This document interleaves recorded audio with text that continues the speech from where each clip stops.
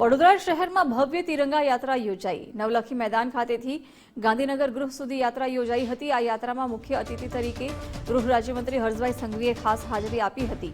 તિરંગા યાત્રામાં રાજકીય અગ્રણીઓ, વિવિધ સંસ્થાઓ સહિત શાળાના બાળકો પણ જોડાયા હતા। આ સાથે જ મોટી સંખ્યામાં નાગરિકોએ તિરંગા યાત્રામાં ભાગ લીધો હતો। આ ક્ષણે સંસ્કારી નગરી આખીએ તિરંગામય બની હતી।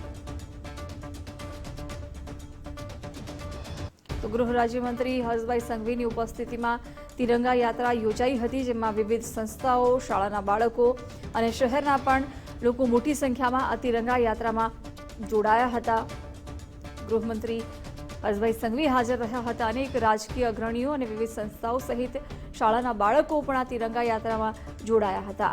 નવલખી મેદાન ખાતેથી ગાંધીનગર ગૃહ સુધી આ ભવ્ય તિરંગા યાત્રા નીકળી હતી। વડોદરા શહેરમાં આ યાત્રામાં મુખ્ય અતિથિ તરીકે ગૃહ રાજ્યમંત્રી હર્ષભાઈ સંઘવીએ ખાસ હાજરી આપી હતી। તિરંગા યાત્રામાં રાજકીય અગ્રણીઓ પણ હાજર રહ્યા।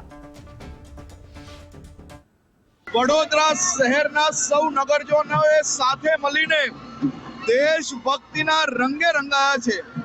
એક બાજુ ભારે વરસાદ અને એક બાજુ દેશભક્તોનું ટોળું, બેઉ જણ આજે સાથે જાણે કે માં ભારતીના રંગે, માં ભારતીના નારા લગાડીને વડોદરા શહેરના હજારો લોકો આજે આ તિરંગા યાત્રામાં જોડાઈને ઉત્સાહપૂર્વક ભાગ લઈ રહ્યા છે।